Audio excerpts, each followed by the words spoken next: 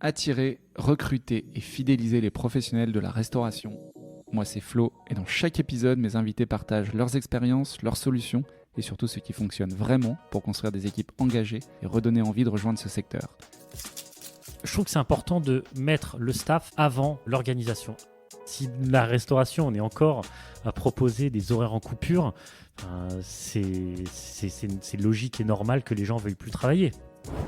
Bienvenue dans Arrière Cuisine, le podcast qui parle sans filtre des enjeux humains de la restauration. Moi, j'adore la restauration et c'est un métier que je quitterai pas et que j'ai envie de faire vivre. Et donc, je me dis, moi, en tant que professionnel de la restauration, comment je fais pour que mon métier soit hyper attractif et que les gens aient envie de venir travailler avec moi, quoi. On est parti ? C'est parti. Bonjour à tous, bienvenue dans ce nouvel épisode d'Arrière Cuisine. Aujourd'hui, je reçois Jean Covillo. Salut Jean. Salut. Bienvenue.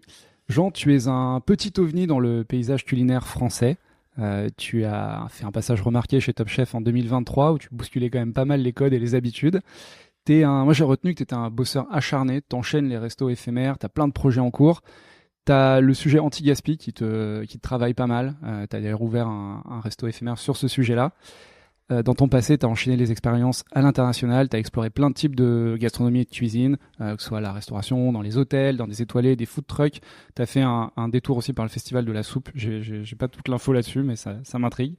Tu as l'air à l'aise dans plein d'environnements différents.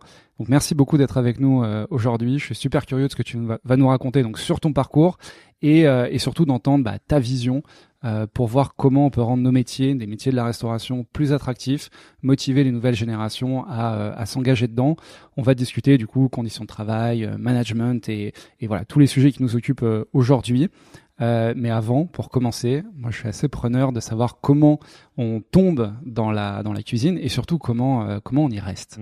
Déjà merci de m'inviter sur ce podcast. Alors comment on tombe dans l'univers de la restauration ? Moi je viens d'une famille très aimante. On est 4 enfants et mon papa ça fait un 5e enfant. Et ce qui m'a vraiment attiré dans le milieu de la restauration, c'est la table. C'est plus le fait de se réunir, un petit break dans la journée où on peut discuter, passer un bon moment et ce moment de vie. C'est ça qui, moi, m'a vraiment attiré et je me suis dit, j'ai envie d'être acteur de ces moments. Et puis tout naturellement, quand on m'a demandé de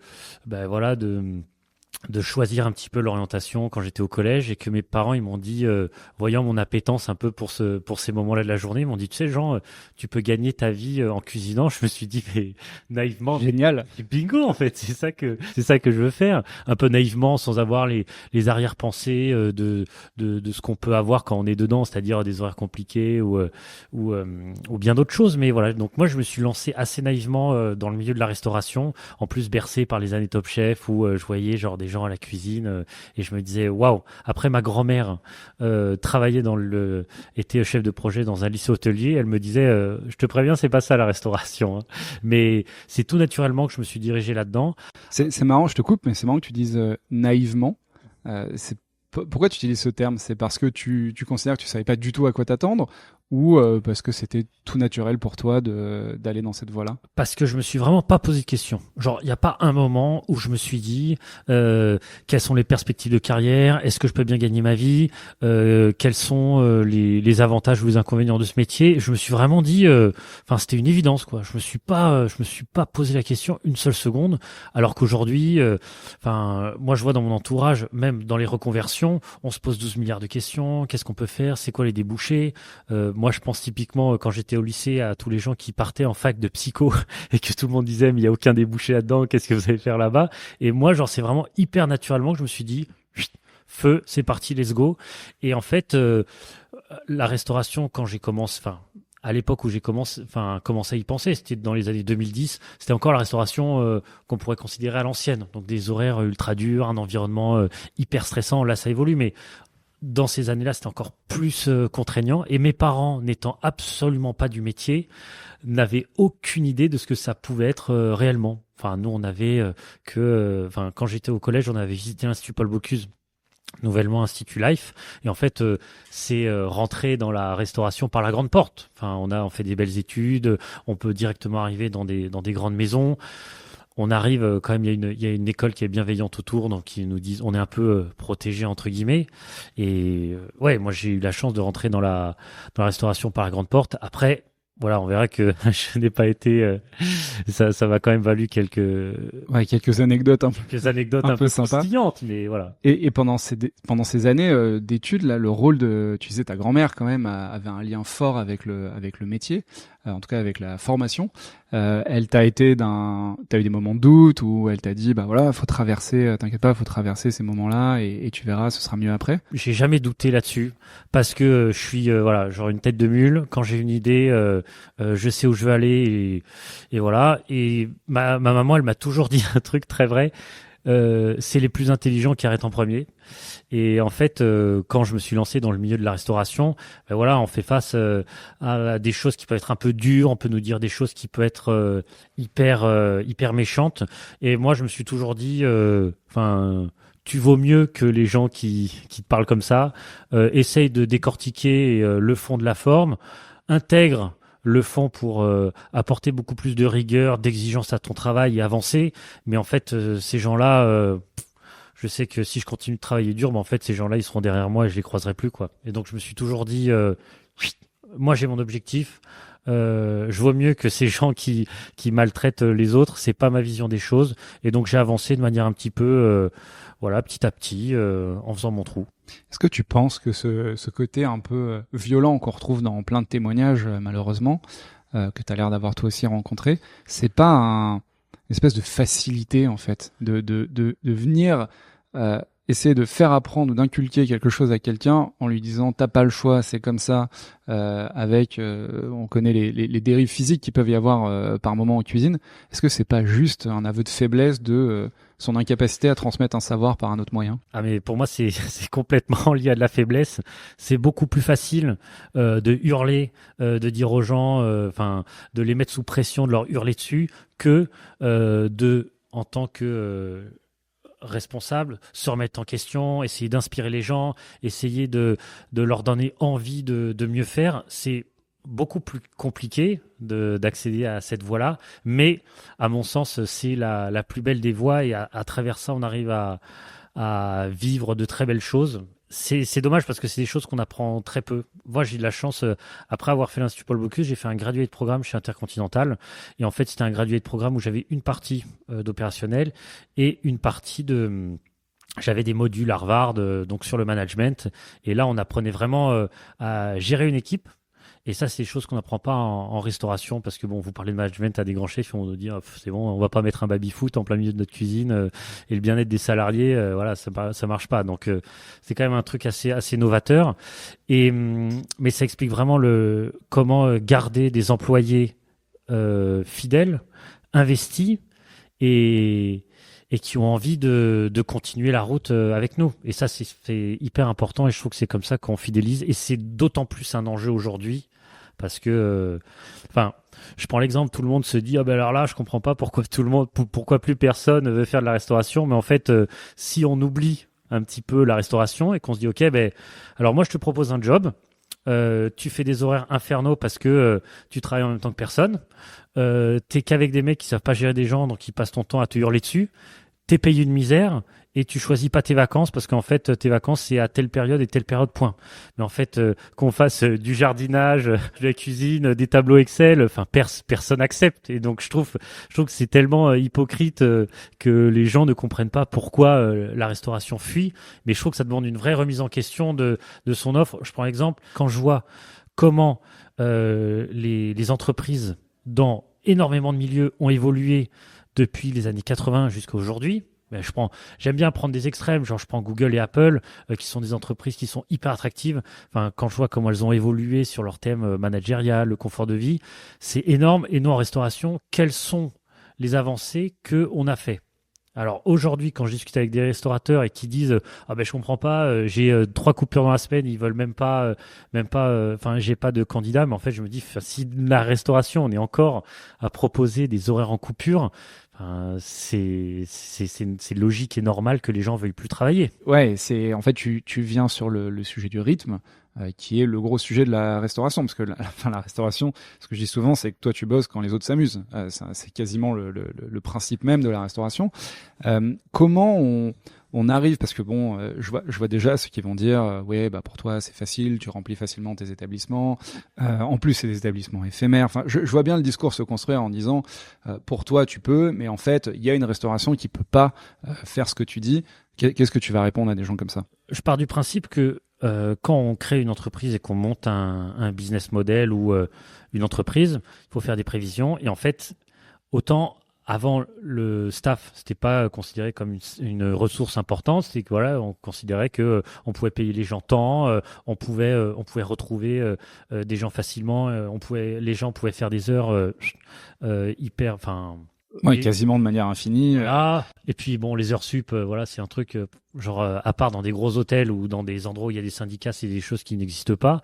Et en fait, je trouve que il faut repenser notre modèle de fonctionnement. Et en fait, moi, ma question, c'est avant de penser chiffre d'affaires, j'essaie toujours de penser rentabilité.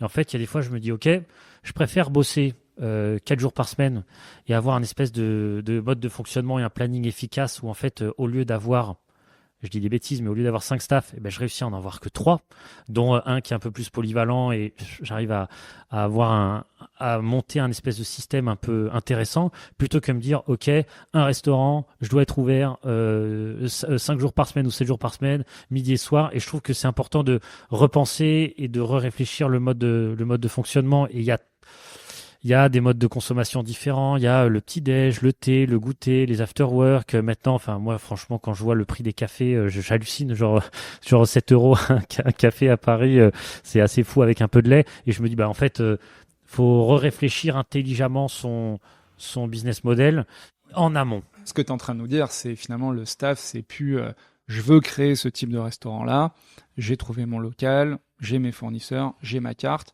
Bon, maintenant, il faut que je remplisse avec mon staff.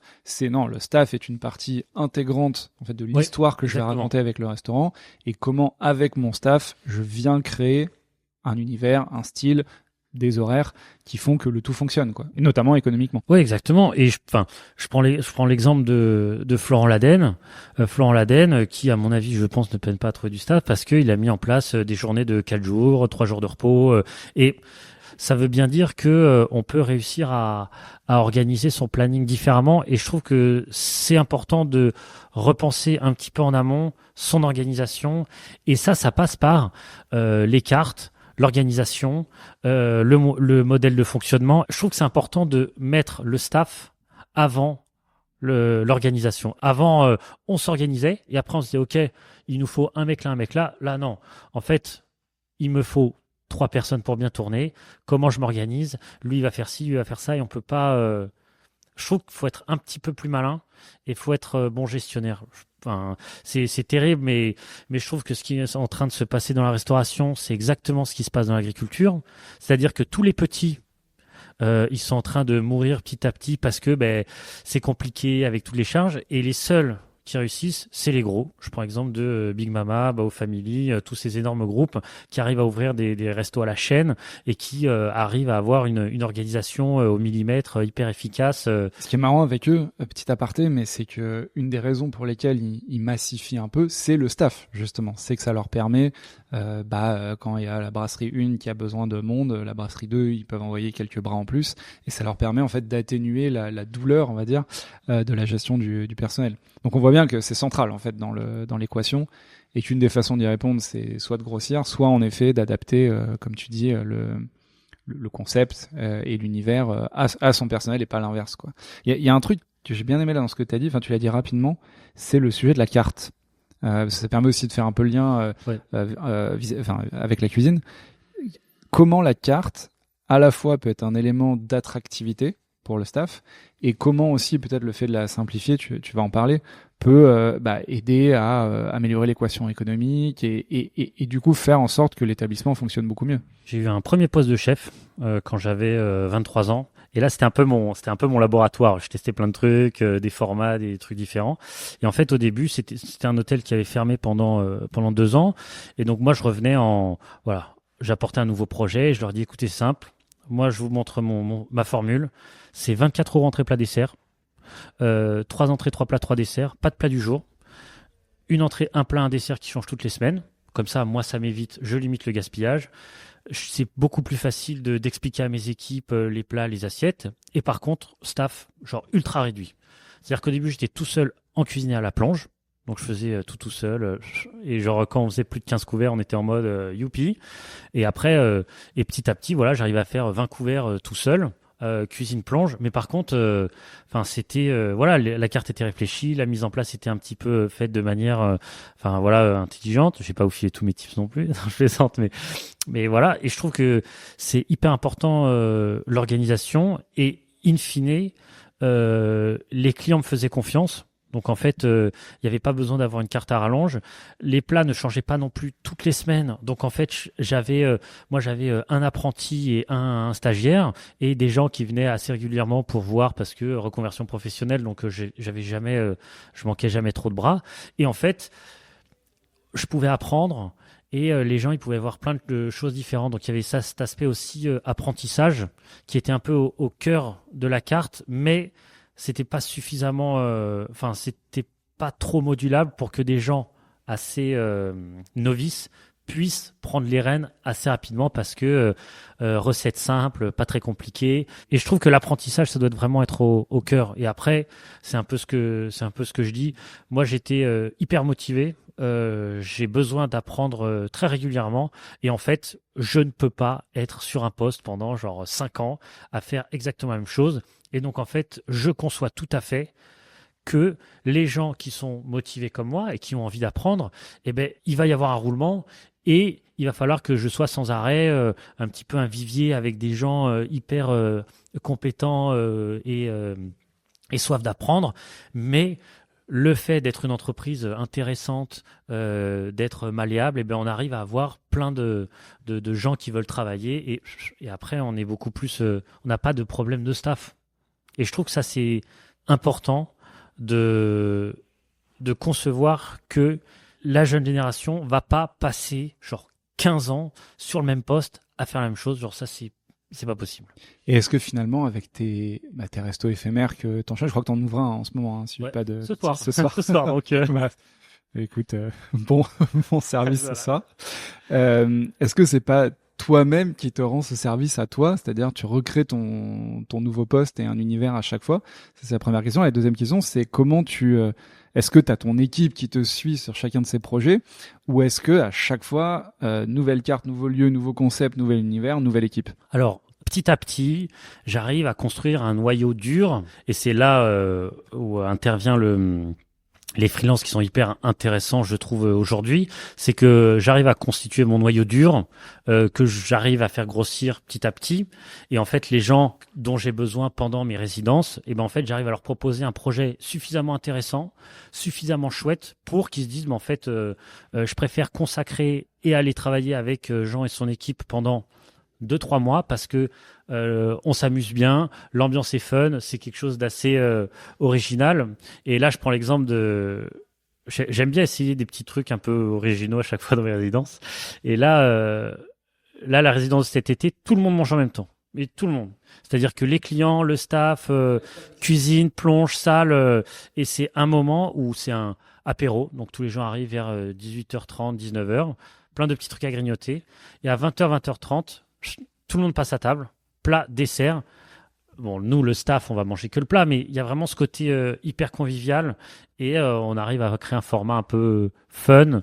Et puis c'est chouette, quoi. Enfin, quand tout le monde mange avec les clients, je trouve ça un peu marrant et j'aime bien me challenger, me poser des questions, c'est-à-dire voilà, ça c'est les codes de la restauration. La restauration aujourd'hui, elle est faite comme ça. Est-ce que on peut pas en faire autrement? C'est-à-dire, moi j'aime bien prendre l'exemple de l'esclavage. Il y a bien un moment, quelqu'un qui a dit, mais en fait les gars, l'esclavage c'est plus possible. Enfin, on va pas continuer comme ça. Et on a réfléchi notre société autrement. Et en fait, heureusement. En fait, la restauration, bon, c'est une digression un peu grande, mais est-ce que nous, la restauration, on peut pas s'affranchir de certains codes ou de certaines façons de faire, mais après c'est se remettre en question. Et ouais, mais c'est compliqué dans notre milieu la remise en question. Ça c'est sûr. Et puis il y a des sujets de génération, quoi. Il y a des gens qui ont créé leurs entreprises pour certains il y a 40, 50 ans, qui sont encore aux manettes. C'est vrai qu'en 40-50 ans, le monde, il n'y avait pas Top Chef il y a 40 ans.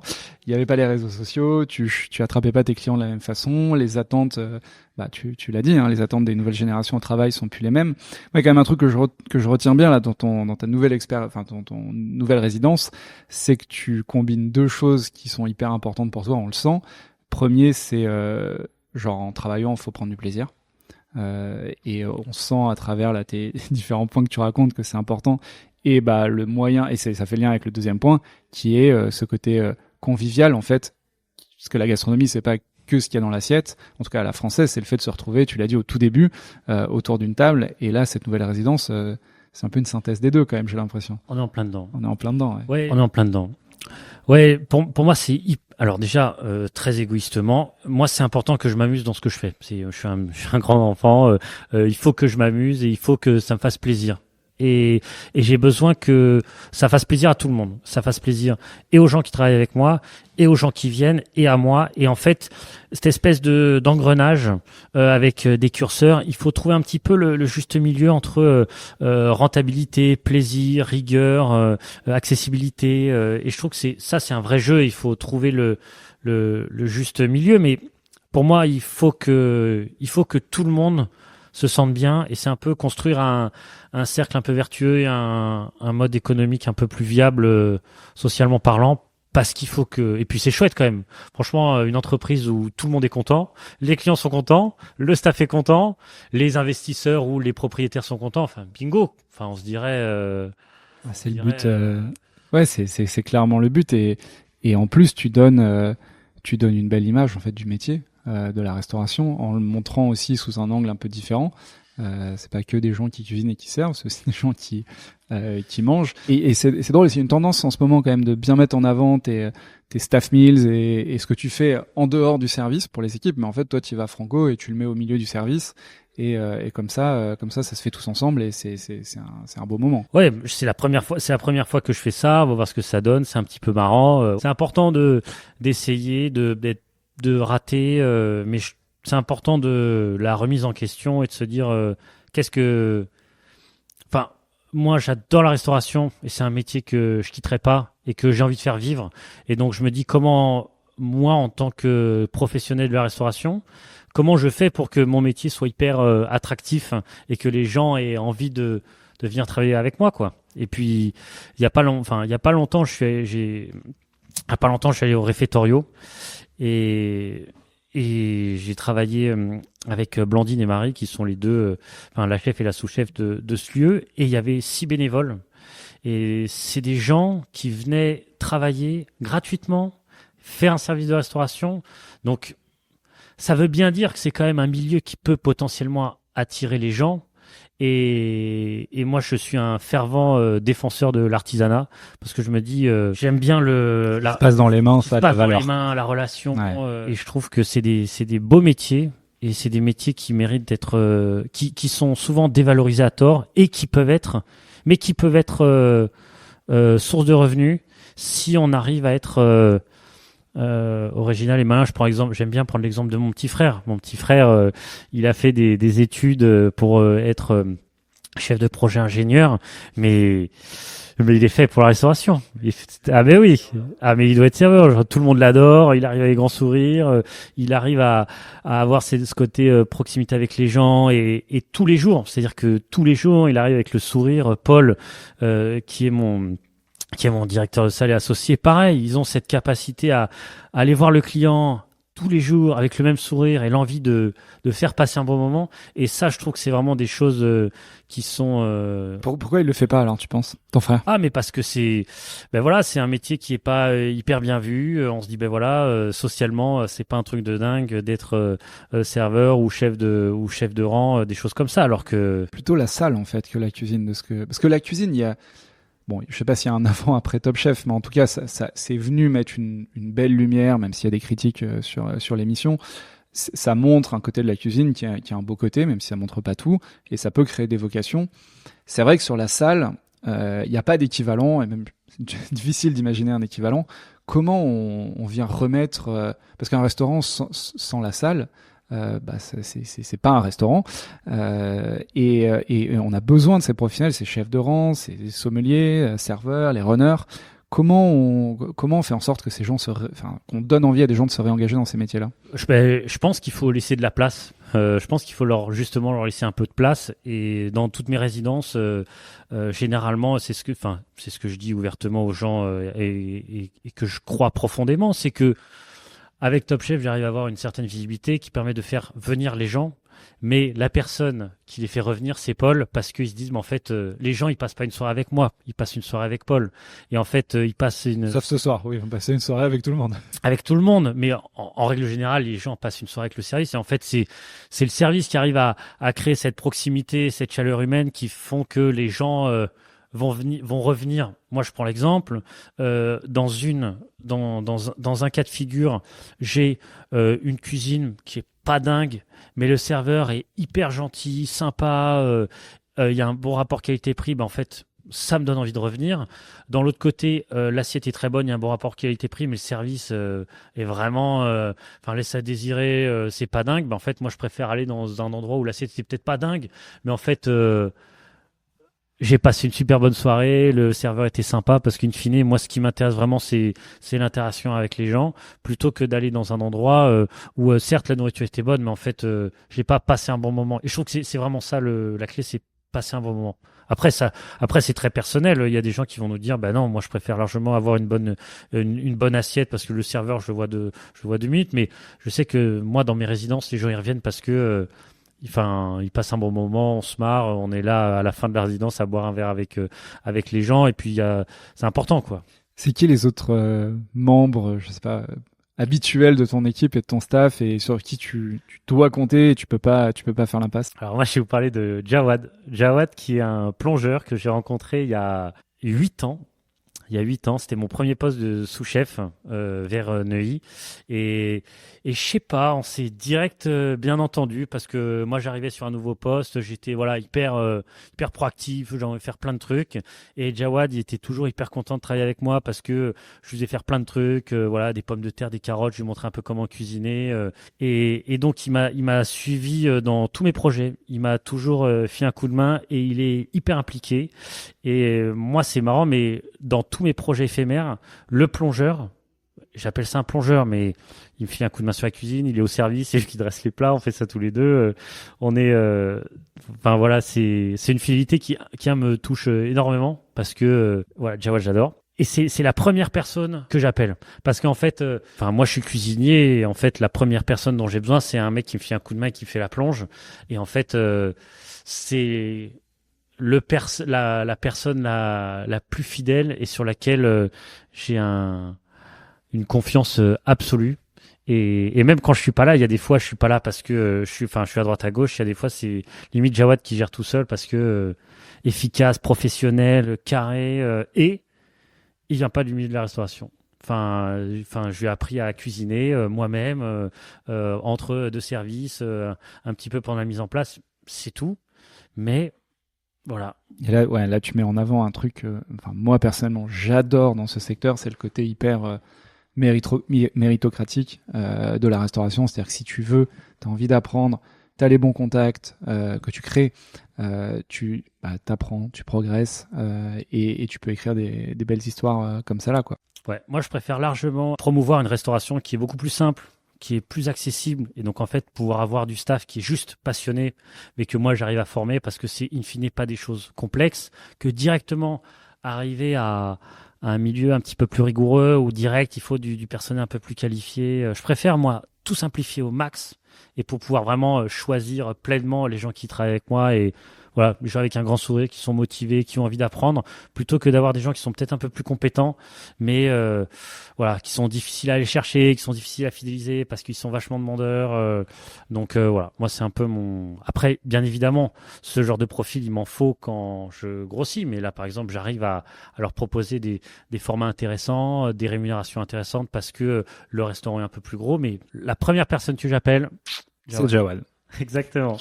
Et non, mais c'est intéressant. On sent que toi, t'as tes piliers, ta façon de penser les projets. où le staff fait clairement partie finalement de la stratégie que tu mets en œuvre. C'est pas une conséquence, quoi. Ça fait partie du concept. Est-ce que t'as Bon, c'est quand même le sujet numéro un, quoi. Je galère à recruter, c'est le truc qu'on entend non-stop. Est-ce que tu as d'autres petits tips de management, d'attractivité, on a parlé un peu des coupures et du rythme, des choses que toi tu mets en place où tu sens que ça a fait une vraie différence, que d'autres personnes, peut-être potentiellement avec un peu moins de notoriété, peuvent activer hyper facilement? Moi, je me dis, est-ce que c'est un truc que je prendrais avec des niveaux d'expérience différentes, mais est-ce que c'est un job que j'aurais bien aimé avoir? Et ben en fait, sur tous mes projets, je me dis bah ouais, ça c'est un job que j'aurais bien aimé avoir en début de carrière. Moi, sortant d'école, tout jeune, passionné, me disant bah tiens j'ai envie d'apprendre. Je vois un format un peu sympa où la carte elle change tout le temps, des trucs un peu intéressants, des tips de gestion à prendre. Bah ouais, je me dis je le prendrai. Et donc c'est vraiment cette question. Est-ce que je le proposerai à mes enfants? Est-ce que moi je le prendrais à mon âge? Et ce qui fait que j'imagine que quand tu te dis non, c'est qu'il y a un truc qui marche pas et faut Ouais. repenser l'offre, faut repenser le concept et du coup le job, quoi. Ouais, je sais pas. Moi je pense les postes en brasserie.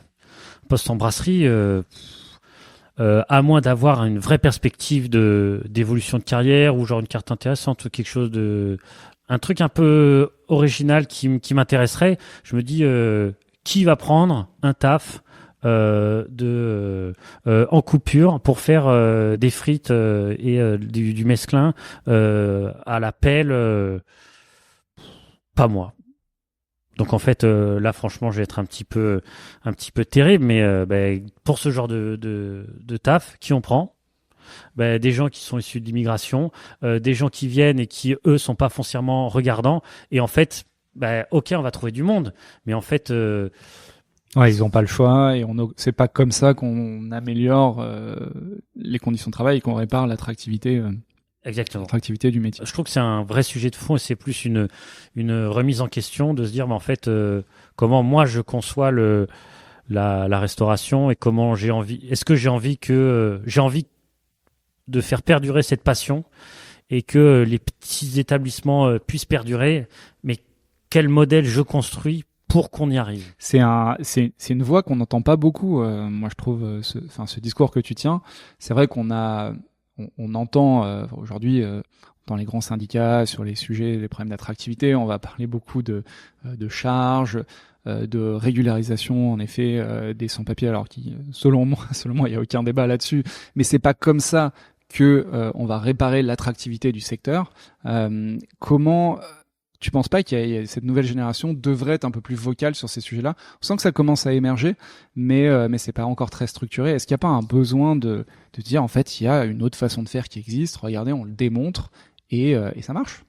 C'est un petit peu ce que j'essaye de faire dans mon quotidien et montrer que on peut faire différemment. Et en fait, j'utilise je prends l'exemple de mes résidences. Enfin, le fait qu'elles soient complètes, c'est quand même il y a un vrai travail derrière. Il y a un site de résa, de la communication, un canal avec 2000 personnes, la newsletter, réussir à fidéliser les clients, une base de clients, des staffs qui sont efficaces, une gestion en amont pour avoir des coûts qui sont hyper précis, le fait qu'on est complet tout le temps, donc la gestion efficace. Et donc en fait, c'est ça. C'est pas que tiens, j'ai fait Top Chef, allez, c'est parti. Parce que les gens qui disent ça, je prends l'exemple quand j'étais chef dans un hôtel à Saint-Lazare, c'était dans un hôtel 4 étoiles, donc ça attirait pas énormément de gens. On était fermé depuis 3 ans et en fait en l'espace de 3 mois on était complet sur réservation parce que bon, efficace, rapide, et je trouve que c'est la clé, c'est se remettre en question et arrêter de râler là. Putain, c'est clair. Ouais, j'ai envie de te lancer sur un dernier sujet, Jean, qui est le sujet des reconversions. C'est souvent un peu tabou, je trouve. Là, on a l'impression que la restauration, soit on est tombé dedans le premier jour et on a le droit de faire sa carrière dedans, et soit la reconversion, il y a toujours, et puis d'ailleurs surtout en ce moment, on en parle pas mal, petite pointe d'humour, voire de moquerie, le consultant, l'école de commerce qui se reconvertit dans les métiers de bouche à 30, 35, 40 ans. Qu'est-ce que t'en penses, toi? Déjà, moi, j'ai énormément de respect pour les gens qui se reconvertissent parce que la restauration, c'est pas un milieu facile. Et en fait, la restauration, ça fait partie des métiers de l'artisanat où en fait, il faut commencer en bas. En fait, on peut pas commencer commencé direct à être tout en haut si on n'a pas commencé à apprendre comment. Enfin, on a beau avoir une tête bien faite, savoir faire de la gestion, si on sait pas couper une carotte, on peut pas diriger une cuisine. Et donc je trouve qu'il y a cette humilité de se dire, ok, j'ai eu un confort de vie, j'ai eu des postes à responsabilité, mais en fait, je préfère repartir à zéro.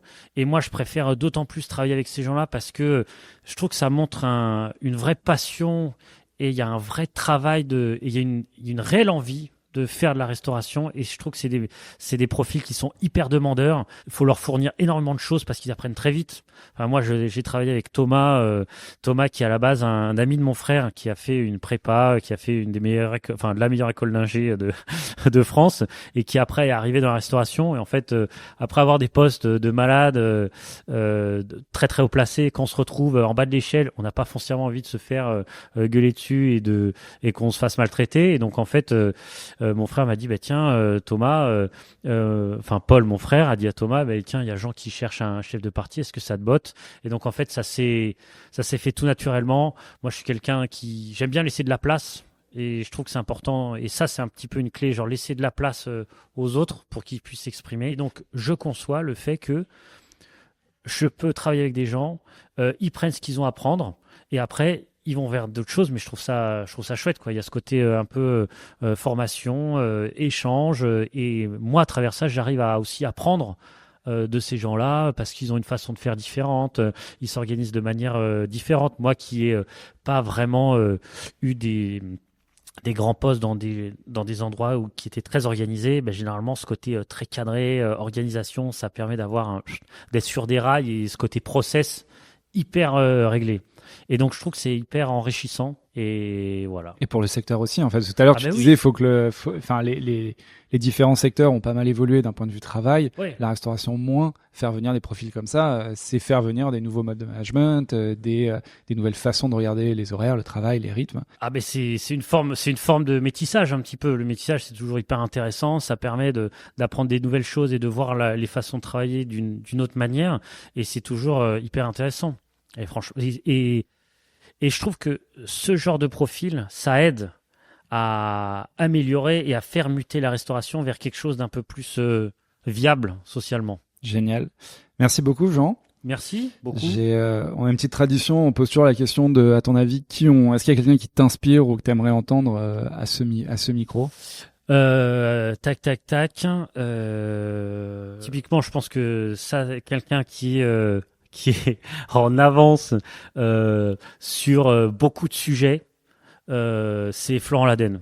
En termes d'implantation locale, confort des salariés, humilité, parce que voilà, pour l'avoir rencontré, c'est vraiment et c'est quelqu'un d'inspirant. Genre, c'est vraiment quelqu'un avec qui on a plaisir à discuter, qui est hyper humble, mais on sent que ça va vite quand même. Génial. Écoute, on va essayer de l'avoir.